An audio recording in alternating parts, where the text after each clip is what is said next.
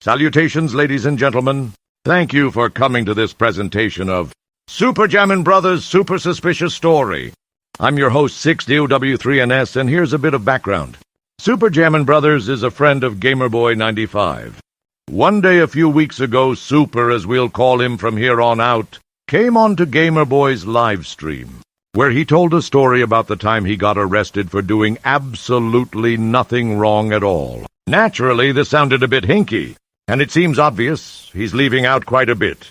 Without much further ado, let's hear his story. Oh, and an aside to the audience. Unfortunately, the person we asked to draw these pictures did not come through. That is quite all right, as we were able to turn to AI to get the job done. In the future, the guy running me is going to put out requests for art. We decided to go with the AI both because of the time crunch and the surreal way it changes details, much like Super later did with his story. The first thing is, have I ever had the police called on me? Yes, I have. It was only one time, though. But people don't realize the whole story, so I'm going to explain it now. Sure you are. Ha! What had happened was, I went to a park and everything. Just a walk in the park. There was a baseball game going on. So the park also had a baseball field. Fair enough. We imagine there were probably bleachers along the baselines, and further away was a playground, complete with tables and benches. Left his long pauses in for effect. And I was watching the baseball game, just minding my own business. Normal, beautiful sunny day. A couple of kids come over to the table and everything where I'm sitting. Table? My guy, baseball games are watched from the bleachers. Sitting in the park at a table is not an ideal viewing position if you really care about the game. Also, it sounds a bit odd that the kids would approach you. Mind you, I'm just paying attention to the game. I'm not even looking at them, not even paying attention to them whatsoever. I mean, I'm looking around the area, obviously. Well, that sounds rude. Granted, most folks aren't eager to hang out with children they don't know. But the way you're telling this story is becoming even more suspicious. Why would you look everywhere except at the children who just approached you? Two possibilities come to mind. One, you were looking for their parents in order to get rid of them. Or two, you were looking to see if anyone noticed you chatting it up with a couple of kids.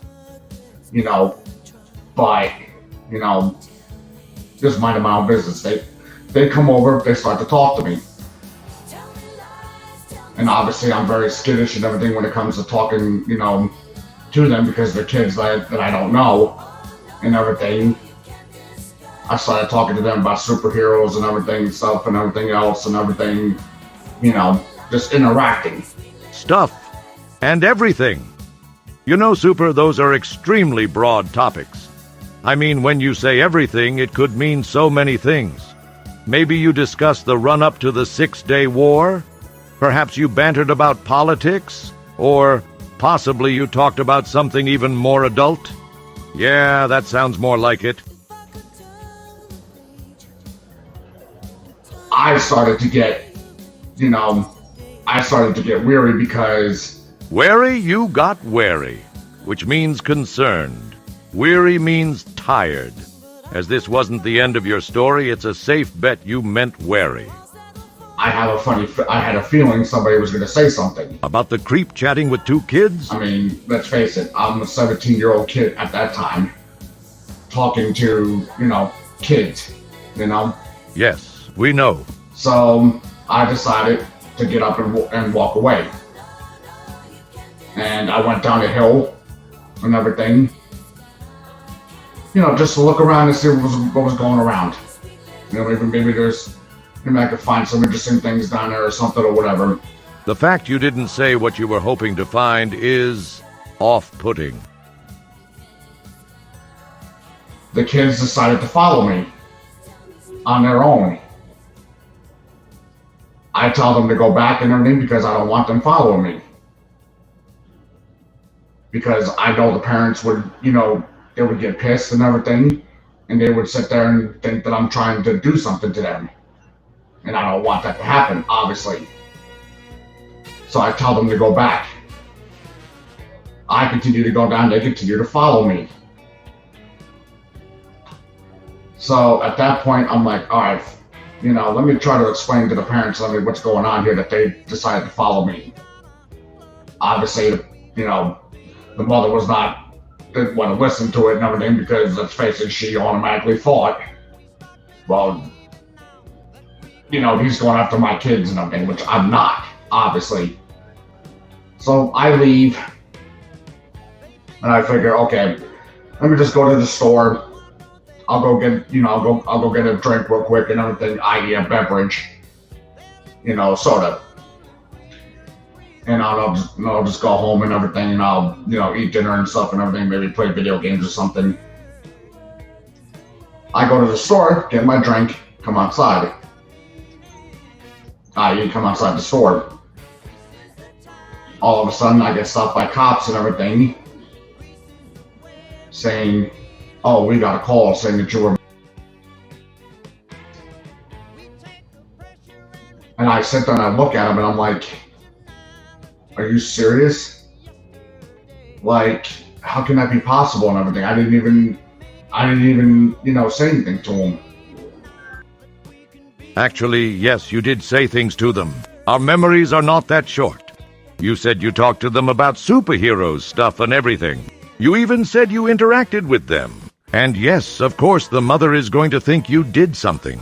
She doesn't know you, and the first time she laid eyes on you, you were coming up a hill with her children in tow. The fact that you fled to the store, instead of waiting for police, is a strong indicator you knew you did some things very wrong. Going back to the beginning of your story, it sounds ridiculous, right? The most baffling part is that you want people to believe you went to the bottom of the hill, with 2 kids following you, despite your attempts to warn them off. Super. How hard is it to turn to them and say, hey kids, get lost? Why didn't you go straight to Mom from the table in the park? Probably because you wanted the kids to follow you, and you had a plan to do something terrible from the beginning. This part, about not saying anything to them, is just the first time he changed his story. A few minutes later, my operator called him out in chat and pointed out fleeing from the accusatory mother was the wrong thing to do. He came back with this. No, the mom, Roboto saying, the mom never accused me. The mom never accused me. Obviously, the mother didn't want to listen to it and everything, because let's face it, she automatically thought, well, he's going after my kids and everything, which I'm not, obviously. Obviously you were. And the thing about this story that bothers us the most is that you said separately that this wasn't the only time kids have quote-unquote approached you, and it ended up with authorities called. We recently heard a rumor you cornered another kid in a bathroom and licked his feet. We're gonna take that with a grain of salt, but given all the things you left out in this story, it doesn't sound unreasonable. Anyway, that's going to do it for Super Jammin'Bros' Super Suspicious Story. Thank you all for watching, and for the love of all the kitties and puppies, please, have a great day!